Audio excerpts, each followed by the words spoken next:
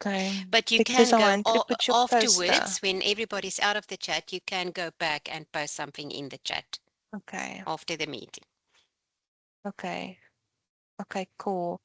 Okay, and then to the students before I start, is it Faith and Marika? Are you guys fine? And was it Gabriella? Are you guys feeling okay now? Yes, thank you. Okay, okay, cool. Okay. And have you looked at the intranet to just check all your pairs and to check to see where your assignments or when they are due and things?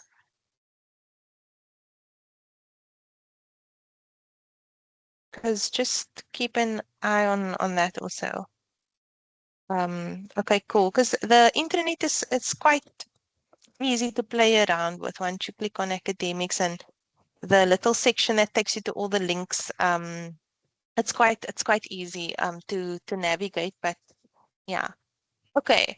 I'm gonna start now. This is our academic writing session. Um, I'm gonna try and put the chat on one side of what is going on here. Hang on 1 second.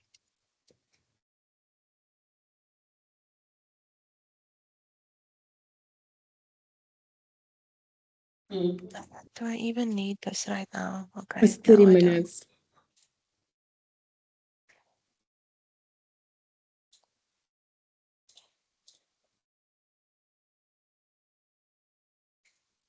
Okay, Tanya, thanks for actually being here because now you can just man that for me. Um,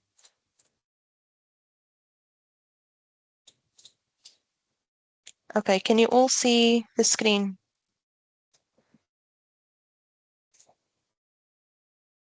Okay, cool. I'm gonna try and just put this here. Okay. Okay, thank you so much for joining everyone. For those who came in just now, my name is Genevieve and I am the academic lead in Faculty of Humanities. Dr. Naz did introduce me last week as well. So your queries and things, I might actually get your tickets and help resolve them. Yeah, I deal with quite a bit in the faculty, student support, lecturer support. So yeah. Okay, for today, could you tell me what comes to mind when you think academic writing? Like the first thing that comes to mind. You can unmute or you can type.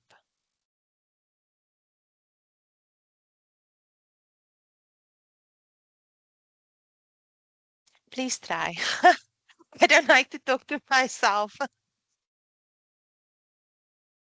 Essay writing with referencing, very, very good start. Yes. What else? What else makes something academic? And you are right in saying that as well.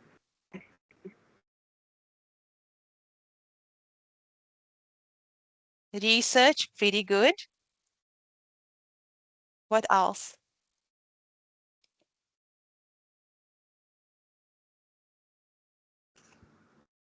Using academic sources,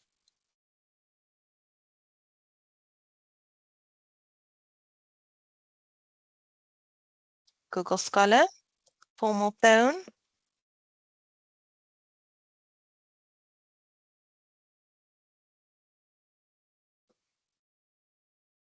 communicate ideas, but there's a way to do it, manner or how to write academically. That's exactly it. So when you communicate your ideas, there's a manner that you do it to make it academic. Okay, cool. So you guys more or less know. Okay, I think there's one more person. Structured. Perfect. Very good. So you guys are all right. So for this session, we'll go through academic writing, tone and style, paragraph structure, essay flow, instruction words, and then referencing. So what is academic writing? It is formal. It's structured, it's evidence-based, it's clear and logical, and it's focused on argument, not opinion. All of you mentioned something along the lines of this, which is really, really great. It's a very good start. So in this example, I strongly believe social media is destroying society versus Research suggests that social media use may negatively affect social cohesion or tenure. Why is the first one wrong and not academic like the second one? Like, what is missing from the first one?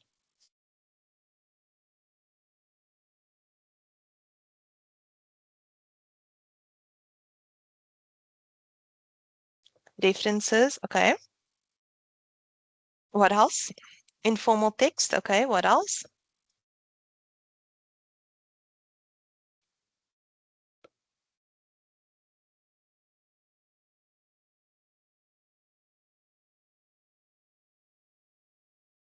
The first one is informal and self-opinionated. The first one is opinion-based. Very good. I'm gonna try and put the chat here just for a little bit. Lacks evidence, it's biased, and is a personal opinion rather than factual. Very good. First one might sound like it's not based on anything.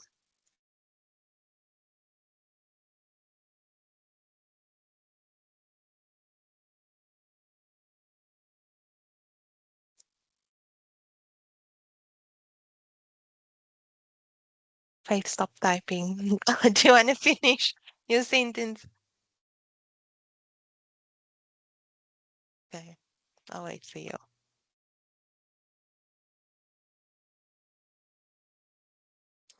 Okay. Okay, cool. You guys are doing really, really well. I'm so happy and really impressed. So yes, all of you are 100% correct on everything that you just said. So academic writing is not emotional, it's not conversational, and we don't use WhatsApp language. So when you think about when you're writing an email, the way you just even like your persona changes because you know you need to now write it in a certain manner, in a certain tone, in a certain style. It's not going to be a WhatsApp text.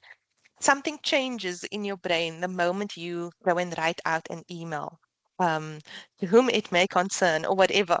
So, um, that's kind of where your mind needs to shift to when you write like an academic. I I don't speak the same way that I write. My academic writing, I think, who is this girl? Because sometimes I make up words in my day to day, and I will never do that in a paper. So it's very, very different to how you speak every single day versus when you write. So in Faculty of Humanities and Social Sciences, you will develop arguments, you will interpret text, you will engage critically, and you'll use theory. And when I get into paragraph structure, I'll go more into that. So your tone and style, your tone must be objective and analytical. You need to analyze in the way that you write, and you need to be objective. There is nothing about how I feel and how I think. So academic tone removes personal emotion and replaces it with evidence-based reading. Even when you talk about yourself in a paper, you say the author or you say the writer, you never say I. Okay. Unless you're writing a reflective piece. Why is there a new? No. Sorry, I just saw something pop up. Okay, I'm back. In your style, like in humanities, you develop your argument, you engage with theory, and you analyze. You show depth when you write. So you can't just say something. You can't just state the fact. You have to back that up with information that's already out there, that's been studied, that's been proven, that's been written, that's been explored. And that's where you explore multiple perspectives. So it's not just descriptive or storytelling. And like I said, personal reflection is not there unless it's required. So they might ask you to provide a reflective piece on a certain topic. That's where you bring in your emotion, like your journal. Your reflective piece is like your journal, your personal reflection on whatever and how you feel and think. That's when the writing changes. I also had a reflection piece in one of my research papers, and I can tell the difference in the way that I wrote in reflection versus it's like two different people because my mind shifts to academic, academic, academic when I'm writing. Or I go look for a better word, like a better synonym for a word so that it can just sound better, but it also needs to make sense. There's no point putting big words next to each other and it sounds like garbage. Okay. Um, okay, has anybody heard about teal? Are you all fine with that, with tone and style and what academic writing is? Okay, cool. Has anybody heard about PEEL? Okay, what is PEEL? What does it stand for? No, okay. No, okay. Anybody else have or have not heard? Okay. So everything that you guys said to me in the very beginning, there we go, Daniela. Very, very good. It's point, evidence, explanation, and link. Perfect. So everything that you said to me about how there's nothing backing up what that person is saying, it's just a point that's just being made. There's no evidence of anything, there's no referencing. That's where PEEL comes in. That's how you structure your paragraphs. And this is very, very important. So point, evidence, explanation, and link. In your paragraph, you will state your point. You will introduce your topic because that will tell the reader what you're going to discuss. And I always say, write as if, even if it's your lecturer that's going to mark it, write as if the person on the other side has no clue on what this topic is about. Once you can explain it in full, then you know you're going to get the mark. So you state your point, you introduce a topic, and it tells the reader what you're about to discuss in that paragraph. Now you need to support that point with evidence and examples, and this can be in the form of stats, facts, research findings, and quotes from research papers. And then you explain, you show your understanding by explaining why the evidence supports your point. So this is what I'm saying. This is the topic that I'm going to discuss. This is the evidence that supports what I just said. This is um, how the point and the evidence link to one another. This is what you need to understand from what I've just pointed out to you, from the evidence that I've just given you, and then you link it back. So you either reinforce your initial point and say, and this is why X, Y, Z, or you state what you're going to discuss next in your next paragraph, basically like let that line run into the next paragraph. So when you provide your evidence, that's where that discussion takes place. Um, and the explanation, that's where that whole discussion takes place, where multiple perspectives can come in. So person A says this, person B says that. On the contrary, person C says this, and then you explain. Like think about a sandwich. All the meat goes in the middle, and that's where your discussion takes place. So this is an example. Here's your essay question. Discuss the impact of colonialism on African identity. Your topic sentence. So this is where you're bringing your point across, that colonialism significantly reshaped African cultural identity. There you've just given me point. Now what must I do with that point? Now you provide your evidence to back that point. European colonial systems imposed foreign languages, religions, and governance structures across the continent. Okay, so there I've got my evidence to back up that point. But now what does this mean? Now you need to go in and explain that. This disrupted indigenous traditions and altered social hierarchies, leading to identity fragmentation and long-term cultural negotiation. Now you don't just leave that explanation hanging there. Now you either link it back or you introduce or you close it off and you introduce the next paragraph. So therefore, this one's linking it back to the topic. Colonialism did not merely affect political systems, but fundamentally transformed identity formation. Do you see how I've used PEEL in this one little paragraph? Now, obviously, your paragraphs will be a bit longer, depending on what is required. The word count also you need to take into consideration. But does PEEL make sense once you look at it like this? Pando, you have a question. Or was that just to raise your hand? Can you please repeat the link? Okay, cool. So you introduce your topic, right?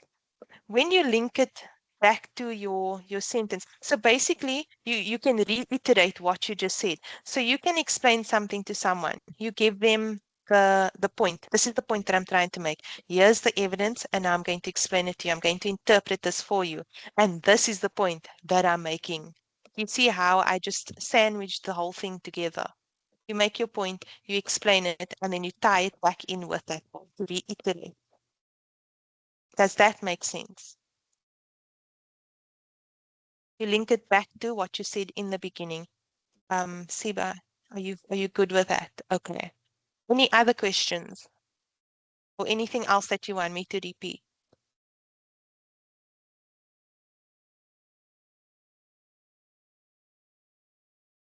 No. Okay. Okay. Please stop me if you do, eh? Okay, essay flow. We learned this in high school. Introduction, body, conclusion. It's basically the same.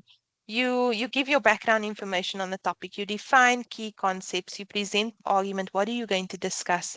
Um, you outline what you're going to discuss. You present your argument, so your topic of discussion, what is happening, and then outline what you're going to discuss.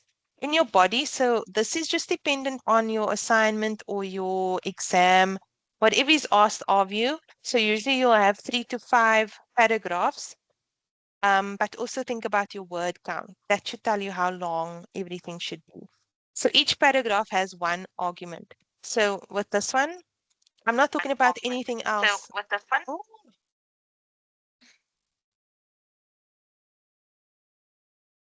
let me just, okay.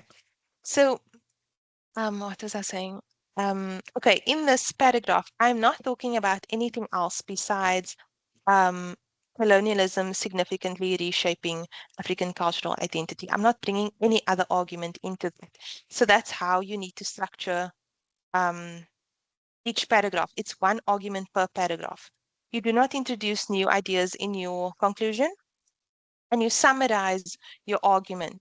So you tie your whole paper together into your conclusion to round up that whole paper.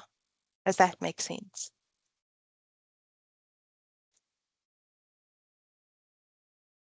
Okay, cool. Okay, and then instruction words. So I think this is sometimes where you tend to get confused because you're not sure how to go about answering the question. So instruction words tell you what to do. Our common ones are discuss, analyze, critically analyze, evaluate, compare, and then compare and contrast. And this is what they mean. So with discussing, you need to present your different perspectives. Have a discussion about um, what's being discussed about the topic. So you bring in those multiple perspectives. Analyze, you break down and explain. So you can define something, you explain it, you provide an example. Critically analyze is a very popular one. So that is you analyze and you evaluate strengths and weaknesses. That is when you explore something in full, or you discuss something in full. And then evaluate, you make a judgment using evidence. And then compare and contrast, you're looking at your similarities and difference. Critically does not mean criticize negatively. It means think deeply and evaluate. That's why I said you need to look at your topic as a whole. That's where you critically analyze. You look at the good, you look at the bad. What does this mean? Um, those are your instruction words. Okay. Okay, I'm going to give you an example here. So when you get your essay question or your assignment question, there are 3 things that you need to look out for. You need to look out for your instruction word, your topic word, and then your scope. So instruction tells you what to do. We just went through that now. Your topic is the core idea. What is this about? And then your scope narrows down the topic. So in this example, evaluate the contribution of cognitive behavioral therapy, CBT, to the treatment of depression. What is the instruction word over here? I'll put this here. Oh, sorry, I shouldn't put this here because you need to see. It's fine. I'll turn my head. What is the instruction word? What is the question asking me to do? evaluate. Evaluate. Well done. Okay. What is the core idea? What's the topic word or topic words? CBT. Yes. CBT, Cool. And then your scope. What is it narrowing down to? Treatment of the treatment of depression. depression. Good. That is exactly what it's asking you to do. It's asking you to evaluate. It's looking at CBT as the core idea. But the core idea against what? Treating depression. Okay.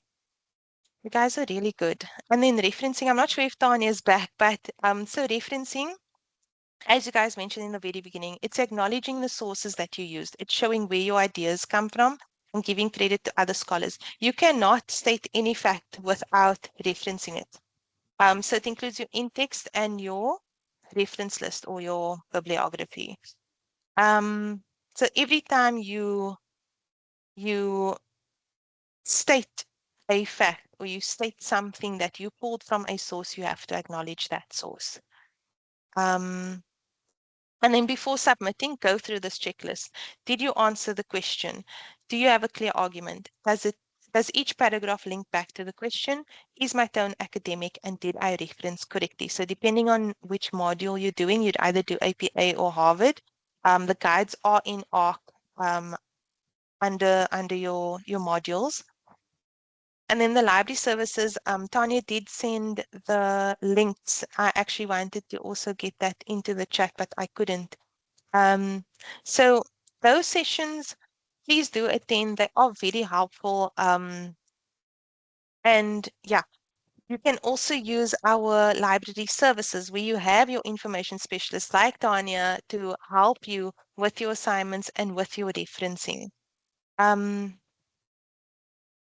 Is it, sorry, it is important to always. Is it important to always or compulsory to include a page number in the text reference, even if the statement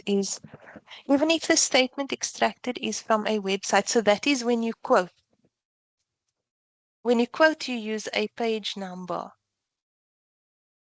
Do we have to use Harvard Anglia to reference? It depends on, so with the psych modules, you use APA, and then with every other module, it's Harvard.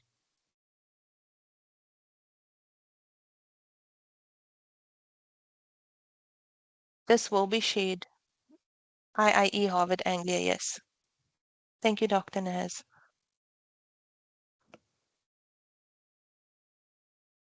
Sorry, can I jump in here? Yes, Tanya, please go ahead. Sorry.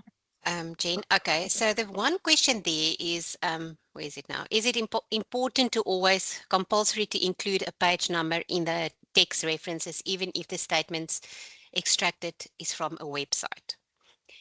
If you are using Harvard Anglia, the IIE adapted one, you only use a page number in your in-text citation if you are directly quoting someone. And that also, with that said, you need to minimize that. Rather paraphrase into your own words so that you don't use direct quotes, except if it's like a prominent